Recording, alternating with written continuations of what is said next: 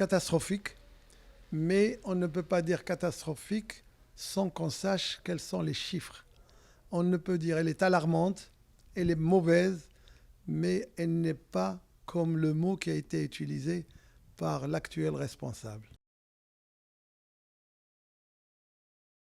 On voit que la dégringolade s'annonçait déjà depuis quelque temps par une gestion qui n'est pas une gestion rigoureuse.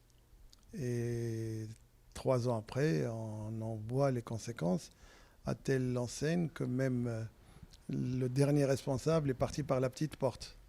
Donc ça veut tout dire. Je n'ai pas besoin d'aller plus loin pour faire comprendre aux supporters et aux adhérents que c'était vraiment mal parti pour le Raja qui ne mérite pas ça. Désastreuse. Parce qu'une gestion saine, c'est une gestion qui est portée sur 3 ans. C'est une gestion de longue haleine, avoir une vision globale pour l'avenir du club et on ne peut pas faire des efforts qui doivent être payants toutes les semaines. Moi, je n'utiliserai pas ce mot parce qu'il faut peser le poids de ce mot vis-à-vis des sponsors, en particulier vis-à-vis des supporters de toutes les régions du Maroc et en dehors du royaume, et lancer avec autant de légèreté un mot, même s'il devait l'être, il y a d'autres termes qu'on peut utiliser, mais pas celui de faillite. C'est bien de faire un point de presse, d'annoncer, mais comme vous l'avez dit et je l'ai entendu, un plan Marshall, ce n'est pas l'Allemagne, c'est le Raja. J'appelle à ce responsable qui a voulu prendre en charge l'avenir de ce club, seul.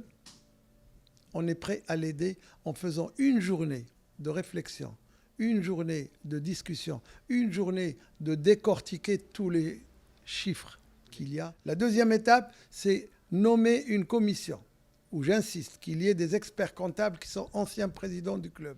Et troisièmement, faire un plan établi. Qu'est-ce que nous allons faire pour la rentrée? C'est pour demain.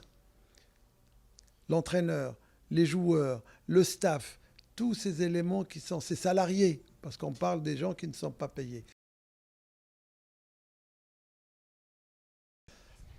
Il se trouve que par hasard, j'ai eu une discussion avec lui une semaine avant l'élection. C'était lors des funérailles d'un autre ancien grand président, Abdelwahid Maash.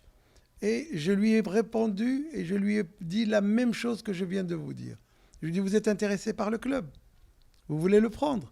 Ben, montrez l'effort que vous allez faire. Essayez de réunir les sommes exactes, les chiffres, les factures, tout ça. Venez, faisons une réunion avec les anciens dirigeants qui aiment encore ce club et qui peuvent aller de l'avant et on peut vous aider. Mais si vous venez vous annoncer ça comme ça, ben, il ne m'a pas écouté. Et ben, le résultat, il est là.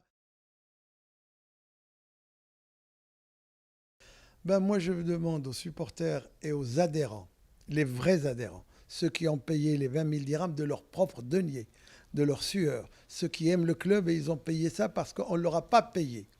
Je demande qu'ils puissent convoquer une réunion extraordinaire de l'ensemble de ces responsables pour qu'on puisse se mettre à table et discuter pendant le mois de juillet. Après le mois de juillet, c'est trop tard. Alors moi je la regrette parce que je trouve qu'il n'y a pas suffisamment de recherche sportive.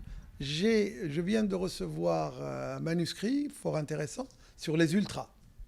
Donc c'est quelqu'un qui a passé une thèse sur les ultras et je l'ai trouvé très intéressante et je vais le publier pour la rentrée littéraire. Sur les ultras du WAC, du Raja et des phares.